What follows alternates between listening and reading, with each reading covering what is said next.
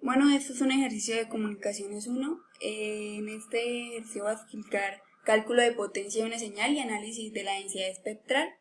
Es un ejercicio que está en el taller 1 y dice una señal ICDT modulada en frecuencia FM por medio de un tono se puede expresar por una combinación lineal de sinusoidales puras así.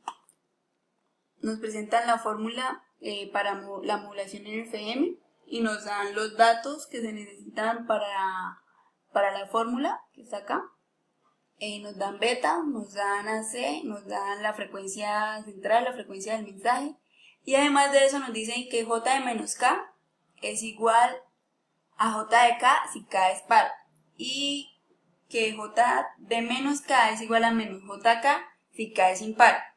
Además de eso nos dan los componentes de la sumatoria desde 0 hasta 8 y nos dicen que para K mayores que 8 la sumatoria se va a hacer 0. Nos preguntan que cuántos términos de la sumatoria son diferentes de 0, cuál es la potencia en dBm y cuántos componentes de frecuencia se consideran significativos para el cálculo de la potencia. En qué ancho de banda se concentra el 80% de la potencia de la señal y que grafiquemos la densidad espectral de la potencia. Bueno, para los términos, como sabemos que la sumatoria, después de que K sea mayor a 8, la sumatoria se va a hacer 0, podremos escribir esta ecuación, quitarle los infinitos y poner lo que haya desde menos 8 hasta 8. Y así, si desarrollamos la sumatoria, tendremos 17 términos, 8 términos positivos y 8 términos negativos más el 0, nos darían los 17 términos de la sumatoria. Bueno, para el cálculo de la señal, de la potencia de la señal, sabemos que la potencia de un coseno es su amplitud al cuadrado sobre 2. Entonces, para calcular la potencia de la señal, tenemos que calcular todos los componentes de la sumatoria al cuadrado.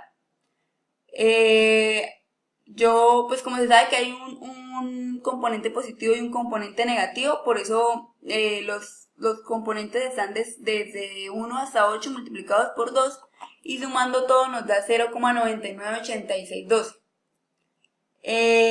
Entonces, multiplicando esto por la amplitud del coseno, tenemos que la potencia de la señal es 1,997232. Si queremos calcular en dBm, pues simplemente utilizamos la fórmula que es 10 logaritmo de la potencia de la señal sobre 1 milivatio, porque estamos referidos a milivatios, que es dBm. Entonces tenemos 66,008 dBm.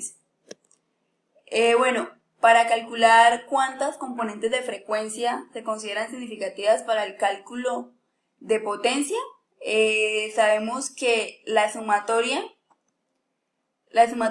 se va a hacer, va a tender a 1, porque acá en este caso por lo menos cuando lo hicimos solamente hasta 8 da 0,998612. Eso quiere decir que si sumamos desde menos infinito hasta 0, hasta infinito, nos va a dar que la sumatoria de J de K de 2 al cuadrado es aproximadamente 1.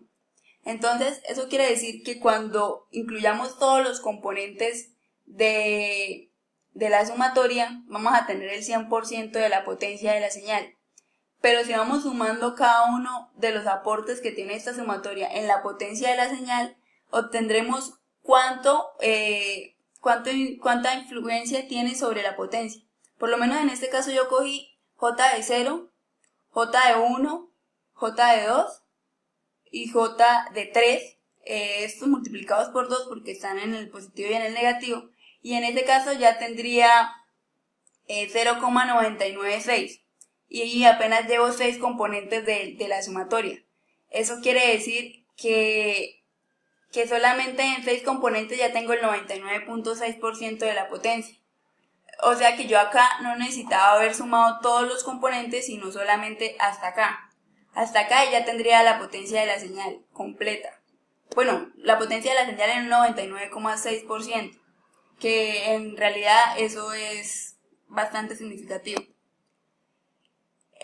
Bueno, ¿en qué ancho de banda se concentra el 80% de la potencia? Pues sabemos que, pues para no hacer el cálculo que se hizo acá de los componentes hasta llegar al 80%, pues tomé el 99,6% que incluye el 80%. Entonces, sabemos que la fórmula del ancho de banda es donde se encuentra el máximo de frecuencia. Entonces, como vimos acá, llevamos 6 componentes de la señal. Eso quiere decir que esta acá estaría en 3, más el 3 negativo estaría en 6. O sea, 3 más 3, 6, sería 6 veces la frecuencia FM. Y multiplicando por la frecuencia FM, que eran 10 kHz, 20 kHz, nos da 120 kHz.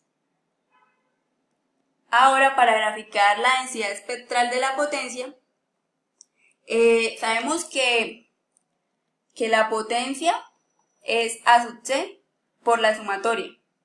Entonces, si todo va a estar multiplicado por A sub C, lo más fácil es que pongamos el nivel de referencia en el valor de A sub C cuadrado sobre 2 en dB. Y pues esto lo dividí en 10 hasta acá. La frecuencia central pues es la frecuencia que tiene la portadora, que tiene SDT, esta de acá. Esta de acá es la frecuencia central. Y los span por división, pues necesitamos que en este cuadro quepa al menos el 80% o en este caso el 99,6% de la densidad espectral de la potencia. Entonces, como eran 8 cuadritos, como eran 10 cuadritos para que cupiera toda la potencia, pues cada cuadrito lo dividí en 2, porque aquí en la mitad está el término de la sumatoria cuando k es igual a 0, acá cuando k es igual a 1, o sea, aquí en este punto sería FC más FM, y tendríamos el valor de la potencia en este caso para J de 1, acá para J de 0 al cuadrado, para J de menos 1 al cuadrado, y así sucesivamente. Para los términos, estos últimos términos de acá, estos últimos términos no se necesitan tener en cuenta. ¿Por qué? Porque estos ya tienen un nivel de dB muy pequeño.